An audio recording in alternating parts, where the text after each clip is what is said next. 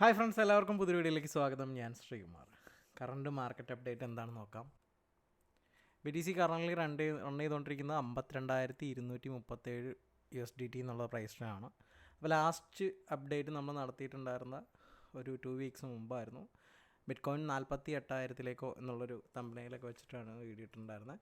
അതിൽ നമ്മുടെ കൺഫർമേഷൻ നിങ്ങൾക്ക് ചെക്ക് ചെയ്ത് നോക്കാവുന്നതാണ്. ടൈം 2:57 നമ്മൾ മെൻഷൻ ചെയ്തിട്ടുണ്ടായിരുന്നു. നമുക്കൊരു inverted cup and holder inverted head and shoulder കിട്ടിയിട്ടുണ്ട്. അതിൻ്റെ ബ്രേക്ക് ഔട്ട് കൺഫർമേഷൻ ഇവിടെ നോക്കണം. അതിനുശേഷം നമുക്കൊരു ലോങ് ഓപ്പർച്യൂണിറ്റി നോക്കാമെന്നും 2 ടാർഗറ്റുകളായിട്ട് 45 ആൻഡ് 48 നമ്മൾ മെൻഷൻ ചെയ്തിട്ടുണ്ടായിരുന്നു കൃത്യമായിട്ട്. നമുക്കിപ്പോൾ മാർക്കറ്റിലേക്ക് നോക്കുകയാണെന്നുണ്ടെങ്കിൽ നമ്മൾ എക്സ്പെക്റ്റ് ചെയ്ത ആ ഒരു മൂവ്മെൻറ്റ് മാർക്കറ്റിൽ കിട്ടി. അതിന് മുകളിലാണ് ഇപ്പോൾ പ്രൈസ് മൂവ് ആയിക്കൊണ്ടിരിക്കുന്നത്. അതിനുശേഷം ഞാനൊരു ആൻഡമാൻ ട്രിപ്പിലായതുകൊണ്ട് തന്നെ എനിക്ക് അപ്ഡേറ്റ് ഒന്നും ചെയ്യാൻ പറ്റിയില്ല. എനിക്ക് ഒരുപാട് മെസ്സേജസ് വരുന്നുണ്ട് ഇനി എന്താണ് എക്സ്പെക്റ്റ് ചെയ്യുന്നതെന്നുള്ളത്. സോ ഞാൻ എക്സ്പെക്റ്റ് ചെയ്യുന്ന എൻ്റേതായിട്ടുള്ള ഐഡിയാസാണ് ഇവിടെ ഷെയർ ചെയ്യാൻ പോകുന്നത്. It's not a financial advice.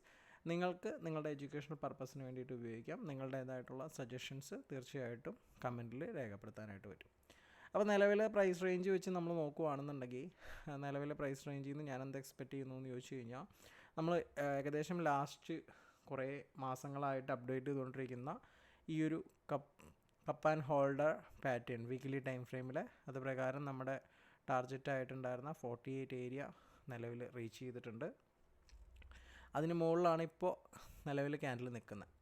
അപ്പോൾ ഇനി വരാൻ സാധ്യതയുള്ള സാധ്യതകളെന്ന് പറഞ്ഞാൽ നിലവിൽ നിൽക്കുന്ന പ്രൈസിൽ നിന്ന് മാർക്കറ്റ് ഒന്ന് ഡൗൺ ആയി 48,000 അല്ലെങ്കിൽ 50,000 ഒന്ന് സപ്പോർട്ട് എടുത്ത് തിരിച്ച് മാർക്കറ്റ് 59 മൂവ്മെൻറ്റാണ് ഞാൻ എക്സ്പെക്റ്റ് ചെയ്യുന്നത്. അതായത് 59,490 എന്നുള്ള ഏരിയ ആണ് ഞാൻ എന്ത് ചെയ്യുന്നത് നമ്മുടെ ഒരു ടാർഗറ്റായിട്ട് എക്സ്പെക്റ്റ് ചെയ്യുന്നത്.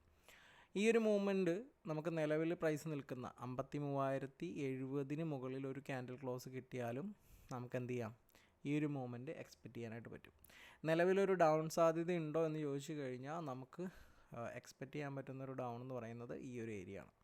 ഇതിൽ നമ്മൾ ഈ ഒരു ലോങ് ഇൻവാലിഡായിട്ട് കണക്കാക്കുക എന്ന് പറയുന്ന ഏരിയ എന്ന് പറയുന്നത് 48,044 എന്നുള്ള പ്രൈസ് റേഞ്ചാണ്. അതിന് താഴെ ഒരു ക്യാൻഡിൽ ക്ലോസ് കിട്ടുകയാണെന്നുണ്ടെങ്കിൽ നമ്മൾ ഈ ഒരു ലോങ് ഇൻവാലിഡായിട്ട് കണക്കാക്കും. നമുക്കിനി മറ്റ് ചാർട്ടുകളുടെ ഡീറ്റെയിൽസും കൂടെ നോക്കാം. വീക്കിലി ടൈം ഫ്രെയിമിൽ തന്നെ നമ്മുടെ ഈ ഒരു അപ് ട്രെൻഡിൽ നിലവിലെ ഏരിയയിൽ സപ്പോർട്ട് എടുത്ത് ടാർഗറ്റ് ഏരിയയിൽ നിൽക്കുകയാണ്. അവിടെ നിങ്ങൾക്ക് നോക്കിക്കഴിഞ്ഞാൽ കാണാം പ്രൈസ് ഇപ്പോൾ നിൽക്കുന്നത് മുമ്പ് ഒരുപാട് തവണ റിജക്ഷൻ കിട്ടിയിട്ടുള്ളൊരു ഏരിയ ആണ്. അപ്പോൾ ഇവിടെ നമുക്ക് തിരിച്ചൊരു റിവേഴ്സൽ എക്സ്പെക്റ്റ് ചെയ്യാൻ പറ്റുമെന്ന് ചോദിച്ചു കഴിഞ്ഞാൽ നേരത്തെ പറഞ്ഞ പോലെ 48,654 എന്നുള്ള ഒരു ഏരിയയിലേക്കൊക്കെ പ്രൈസ് ഇറങ്ങി വന്ന് അവിടെ നിന്ന് സപ്പോർട്ട് എടുത്ത് തിരിച്ചു വരുന്ന ഒരു മൂവ്മെൻറ്റ് എക്സ്പെക്റ്റ് ചെയ്യാം.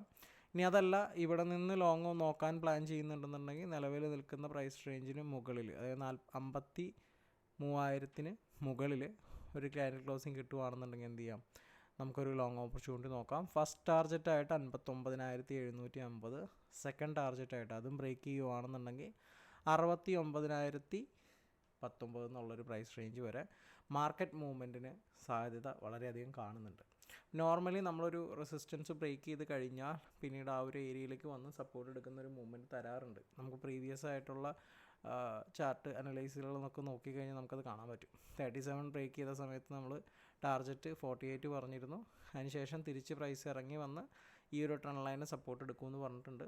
ചെക്ക് ചെയ്ത് നോക്കാവുന്ന കേട്ടോ, ഇതൊക്കെ പറഞ്ഞ വീഡിയോസ് അവിടെ തന്നെ കിടക്കുന്നുണ്ട്. അപ്പോൾ അവിടെ നോക്കിക്കഴിഞ്ഞാൽ നമുക്ക് അവിടെ നിന്ന് സപ്പോർട്ട് എടുത്തിട്ടാണ് എന്ത് ചെയ്തത് വീണ്ടും 48 പോയിട്ടുള്ളത്. അതേപോലെ നിലവിൽ നിൽക്കുന്ന ഏരിയയിൽ നിന്നും വേണമെന്നുണ്ടെങ്കിൽ പ്രൈസ് ഈ ഒരു 48 ഏരിയയിലേക്ക് ഇറങ്ങി വന്ന് അവിടെ നിന്ന് സപ്പോർട്ട് എടുത്ത് തിരിച്ചു കയറി പോകാനുള്ള സാധ്യതകളുണ്ട്. ഇതിൽ കൺഫർമേഷൻ എന്ന് പറയുന്നത് നമുക്ക് ബ്ലൈൻഡായിട്ട് പറയാൻ പറ്റില്ലല്ലോ, ചുമ്മാ മുകളിലേക്ക് പോകുമ്പോൾ ചുമ്മാ താഴേക്ക് പോകാമെന്ന്. അപ്പോൾ ഷോർട്ട് ഓപ്പർച്യൂണിറ്റിക്ക് എവിടെയാണ് ബ്രേക്ക് ചെയ്യേണ്ടതെന്ന് ഓൾറെഡി ഞാൻ പറഞ്ഞു. അതിനെ ബ്രേക്ക് ചെയ്തിട്ടുള്ള കൺഫർമേഷൻ കിട്ടുന്നുണ്ടോ നോക്കുക. ലോങ് ഓപ്പർച്യൂണിറ്റിക്കും നമ്മൾ എവിടെയാണ് ബ്രേക്ക് കിട്ടേണ്ടതെന്നുള്ളത് പറഞ്ഞിട്ടുണ്ട്. അവിടെയും നമ്മൾ എന്ത് ചെയ്യുക, കൺഫർമേഷന് ഇമ്പോർട്ടൻ്റ് കൊടുക്കുക. നമ്മുടെ ബ്രേക്ക് ഔട്ട് കൺഫർമേഷനെ മാത്രം ഡിപ്പെൻഡ് ചെയ്തിട്ട് പ്രോപ്പറായിട്ടുള്ള റിസ്ക് മാനേജ്മെൻറ്റിൽ ട്രേഡ് എടുക്കുക. ഇനി എന്തുകൊണ്ടാണ് ചെറിയൊരു പുൾ ബാക്ക് എക്സ്പെക്റ്റ് ചെയ്യുന്നതെന്ന് ചോദിച്ചു കഴിഞ്ഞാൽ നമുക്ക് ഡേ ടൈം ഫ്രെയിമിലേക്ക് വന്നു കഴിഞ്ഞാൽ നിങ്ങൾക്ക് കൂടെ കാണാൻ പറ്റും ഈ ഒരു ട്രെൻഡ് ലൈനെ റിജക്ഷൻ എടുത്തുകൊണ്ട് പലതവണ ഈ ഒരു ട്രെൻഡ് ലൈനെ റിജക്ഷൻ എടുക്കുന്നത് കാണുന്നുണ്ട്. നിലവിൽ നിൽക്കുന്ന ഏരിയയിൽ നമ്മൾ നോക്കിക്കഴിഞ്ഞാൽ പ്രൈസും ഓൾമോസ്റ്റ് ആ ഒരു ട്രെൻഡ് ലൈന് നിയറാണ്.